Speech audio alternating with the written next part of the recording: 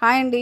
Sepsis అంటే బ్లడ్‌లో infection అనేది చాలామంది పేరెంట్స్ రేజ్ చేసే క్వెషన్. బ్లడ్‌లో ఇన్ఫెక్షన్ ఉందా మేడం? ఏం కాదా? భయపడాలా?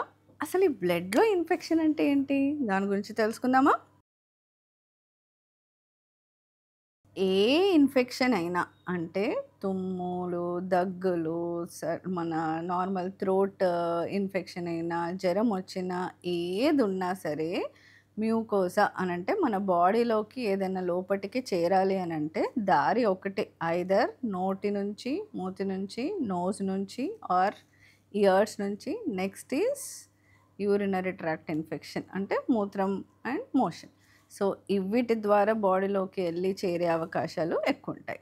ఎప్పుడైతే ఎనీ వైరస్ కానీ, బాక్టీరియా గానీ మన బాడీ లోపటికి చేరింది అంటే, అది మనకు ప్రెజెంట్ అయ్యేది ఒకే విధంగా ఉంటుంది. అది బై ఫీవర్. ఒక్కసారి ఫీవర్ వచ్చింది అని అంటేనే ఇన్ఫెక్షన్ వచ్చింది అన్నట్టు అర్థం. సో, ప్రతి బ్లడ్ ఇన్ఫెక్షన్‌కి మనం భయపడాలా అంటే లేదండి. సీ బేసికల్లీ మీరు పానిక్ ఏది ఎక్కడ అనంటే రిపోర్ట్స్ సరిగ్గా లేవు. సో, బ్లడ్ రిపోర్ట్స్‌లో చాలా ఇన్ఫెక్షన్ ఉంది అని చెప్పారు. ఏ ఇన్ఫెక్షన్ అయినా కొన్ని ఓరల్ మెడికేషన్స్ వల్ల తగ్గుతాయి. కొన్ని ఓరల్ మెడికేషన్స్ అంటే సిరప్స్ వల్ల తగ్గుతాయి. కొన్ని సిరప్స్ వల్ల తగ్గట్లేదు, చాలా ఎక్కువ ఇన్ఫెక్షన్ ఉంది అన్నప్పుడే ఇంజెక్షన్స్ పెట్టే అవకాశం ఉంటుంది. సో, ఇది రైట్ టైంకి మనం ట్రీట్మెంట్ చేయకపోతే మెదడులోకి ఎళ్ళే ఇన్ఫెక్షన్స్ కూడా కొన్నుంటాయి. అండ్ ఈ రక్తంలో ఎప్పుడైతే ఇన్ఫెక్షన్ చేరిందో అదే రక్తం అనేది గుండెకెళ్తుంది. అదే రక్తం అనేది కిడ్నీలోకెళ్తుంది. అదే రక్తం అనేది లివర్‌లోకెళ్తుంది. మన బాడీలో ప్రతి అవయవాలకి రక్త సరఫరా అనేది జరుగుతుంది.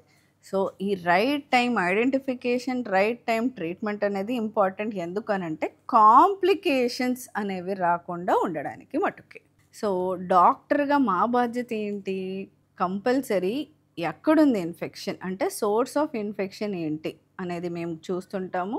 ఏవేవి బాడీ పార్ట్స్‌కి ఇన్ఫెక్షన్ ఏమైనా వచ్చిందా లేదా అనేది మేము ఎవాల్యుయేట్ చేస్తుంటాము. దాని ప్రకారమే ట్రీట్మెంట్ అనేది పెట్టడం జరుగుతుంది. ఇది ఎందుకు నేను చెప్పాలనుకుంటున్నాను అనంటే, చాలామంది పేరెంట్స్ వాళ్ళంతట వాళ్ళే యాంటీబయాటిక్ యూజ్ చేసేసుకొని ఒక 2-3 డేస్ తర్వాత రావడం అనేది చేస్తుంటారు. ఆర్ లేట్‌గా డాక్టర్‌ని కలవడం అనేది చేస్తుంటారు. సో, ఇలాంటివన్నిటి వల్ల ఎవరికండి నష్టం? మీ పిల్లలకే నష్టం.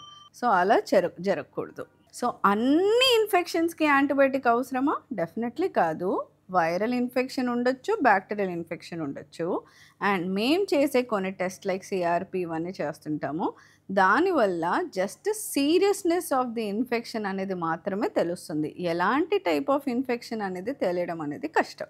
ఇంకా మీకు బ్లడ్ ఇన్ఫెక్షన్ అంటే ఏంటో అర్థం కాలేదు, సెప్సిస్ అంటే ఏంటో అర్థం కాలేదు అనంటే డెఫినెట్‌లీ మీ యొక్క పీడియాట్రిషియన్‌ని కన్సల్ట్ అవ్వండి. మీ డౌట్స్ క్లియర్ చేయండి. Thank you.